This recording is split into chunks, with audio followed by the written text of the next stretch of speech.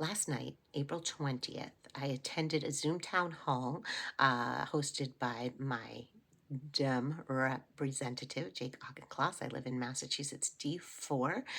He actually sent an invitation ahead of time this time. He usually sends a robocall as it's starting because he actually wanted people to attend. He had a guest.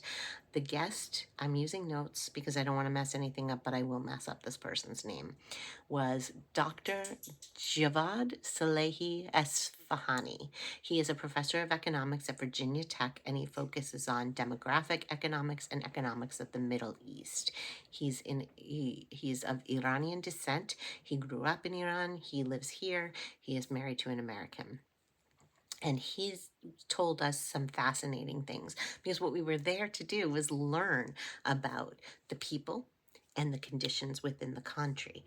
And the fact of the matter is that all I could see were parallels. All I could see were parallels to what we are very fast becoming. And of course, when I wanted to ask the doctor this question, I wasn't able to because I'm known to Jake's office. And, I'm not always on his side. So it was only people from Newton who got to ask a question because that's the town where Jake lives. But the parallels, fascinating. High inflation because of economic sanctions. Their inflation is high. They can't trade. Economic crisis and affordability crisis. Does that sound familiar to you? They've been trying to expand their middle class, and the middle class families there are very concerned with and focused on education, especially education for their girls. They want their girls, their daughters, to have opportunities. They want them to have independence and opportunities. He talked a lot about, he used the term social engineering. When I looked that up, it kind of has a different connotation, but he talked about it in terms of hijabs and what has transpired with a lot of pain into a system where women are not required anymore to wear the hijab. And I think about that in terms of our culture wars here and in terms of what we are doing to trans people, LGBTQ people, all of the fights about bathrooms that really don't impact your life ever, right? Ever. Sports, ever, never, in any meaningful way. And the way that we make those things that are just not necessary and not hurting anybody into focal points instead of dealing with the real issues.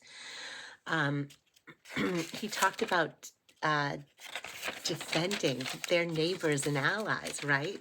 Lebanon, Palestine, and I thought Jake's hair was, when he's got left, was gonna go on fire because of course there are few champions as that are better for Israel than Jake. Of course, Chuck Schumer has him beat, but Jake will never call anything a genocide. He will not stand up against Netanyahu. He won't even mention, he's pissed off about Iran, but he says nothing about Netanyahu, and he thinks everything that Israel does is justified. So Jake had to respond with some Zionism and that he disagreed and blah, blah, blah, which was kind of embarrassing. I had a lot of secondhand embarrassment for him in that moment. He talked about the diversity of language and religion within the region, and the fact that some of the really heinous things that are done to women in that country, including genital mutilation, are done by just one subsect of a very extreme group, kind of like the American South and the way that the more fundamentalist religious states have instituted archaic abortion uh, laws that are killing women for having miscarriages, that are forcing women who are not alive anymore in their brain to stay alive in their body to incubate a baby.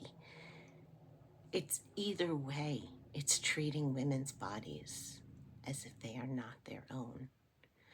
flock cameras that track women who are just trying to take care of their own reproductive health. Really?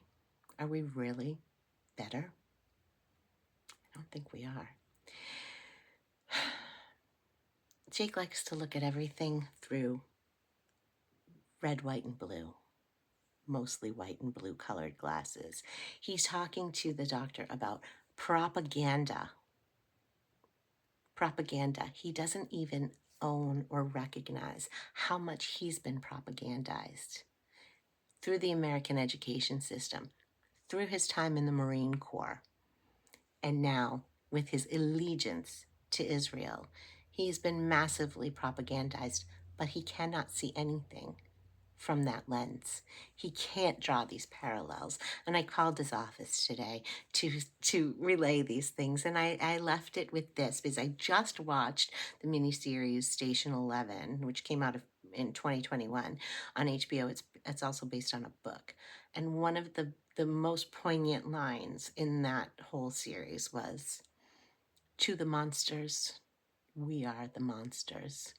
And I think it's high time we recognize that the people are not the government, and most of the people in these repressive countries do not want what they have, just as we do not want the direction of this country. I need Jake gone. He's not good for Mass D4, and he is not good as a congressperson who can make decisions for everybody else.